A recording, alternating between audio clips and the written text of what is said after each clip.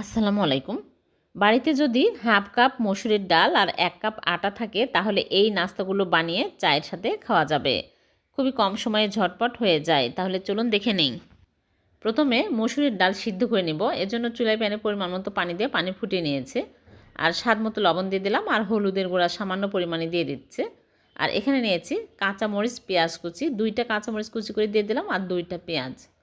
আর এখানে মসুরের ডাল half cup ভিজিয়ে রেখেছিলাম 10 মিনিট, ভালো করে ধুয়ে আমি দিয়ে দিলাম। তারপরে এর মধ্যে আরও কিছু অ্যাড করে দিচ্ছি।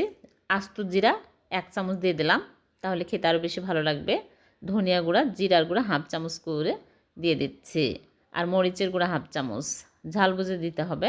এখন আমি ভালো করে নেড়েচেড়ে ঢেকে চুলার স্লো আঁচে করে রেখে দিব ভালোভাবে সিদ্ধ হয়ে যাওয়া পর্যন্ত। মাঝে মাঝে নেড়েচেড়ে দিয়েছি, সিদ্ধ হয়ে গেছে। এখন আমি এর মধ্যে দিয়ে দিচ্ছি ধনিয়া পাতা কুচি। তারপরে ভালো করে নেড়ে চেড়ে একটু রস রস থাকবেই। এর মধ্যে দিয়ে দিব ময়দা, ময়দা কিংবা আটা যে কোনো একটা দিলেই হবে। 1 কাপ দিয়ে দিচ্ছি, দিয়ে ভালো করে নেড়ে চেড়ে নেব। এর মধ্যে কিন্তু আর পানি দিতে হবে না, ডাল দিয়েই কিন্তু হয়ে যাবে নেড়ে চেড়ে নিলে। এখন আমি ভালো করে নেড়ে চেড়ে ডোয়ের মতো তৈরি করে নেব। এটি বেশি নরম করা যাবে না, এরকম হবে। হয়ে গেছে। এখন আমি চুলা থেকে নামিয়ে নিব। চুলা থেকে নামিয়ে প্লেটে ঢেলে ঠান্ডা হয়ে গেলে ভালো করে মথে নিতে হবে। আমার এই ভিডিওটি যদি ভালো লেগে থাকে লাইক কমেন্ট শেয়ার করতে ভুলবেন না। আপনাদের একটা লাইক কমেন্ট আমাকে উৎসাহিত জায়গায় আরও নতুন নতুন রেসিপি তৈরি করার। ভালো করে মথে নিয়েছি। এখন এইরকম করে অল্প অল্প করে নিয়ে গোল করে তারপর একটু লম্বা করে চ্যাপটা করে নিচ্ছে। এরকম করে সবগুলো বানিয়ে নিয়েছি। এখন এগুলো আমি এক সাইডে রেখে দিচ্ছি আর এদিকে একটা বাটিতে নিয়ে নিচ্ছি একটা ডিম আর সামান্য লবণ দিয়ে ভালো করে ফেটিয়ে নেব। একটা ডিম দিয়েই কিন্তু হয়ে যাবে।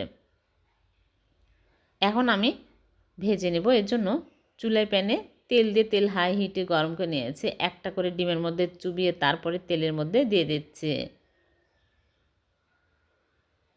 চুলার আঁচ মিডিয়াম আঁচে রেখে সবগুলো দিয়ে উল্টে পাল্টে ভেজে নেব।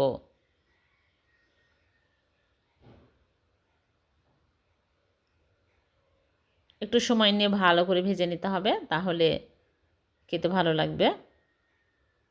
দেখুন অনেক সুন্দর কালার আসছে। যেগুলো হয়ে গেছে সেগুলো আমি তুলে নিচ্ছে, আর যেগুলো হয়নি সেগুলো উল্টিয়ে পাল্টে ভেজে নিচ্ছে।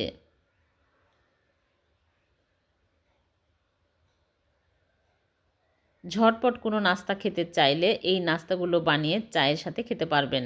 আবার বাচ্চাদের টিফিনও দেওয়া যাবে।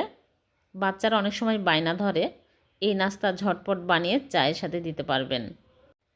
এইরকম সুন্দর কালার হলেই তুলে নিতে হবে। হয়ে গেছে।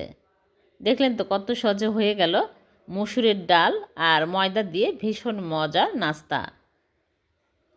একটা আমি ভেঙে দেখাচ্ছি, অনেক টেস্টি হয়েছে। বিকেলে ঝটপট বানিয়ে চায়ের সাথে খেতে পারবেন। আবার মেহমান আসলে মেহমান বসিয়ে রেখে এই নাস্তাগুলো বানিয়ে চায়ের সাথে আপ্যায়ন করা যাবে। খুবই মজার হয় আর খুবই কম সময়ে কম উপকরণ দিয়ে বানানো হয়ে যায়। ভালো লাগলে লাইক কমেন্ট শেয়ার করে দেবেন। আল্লাহ হাফেজ।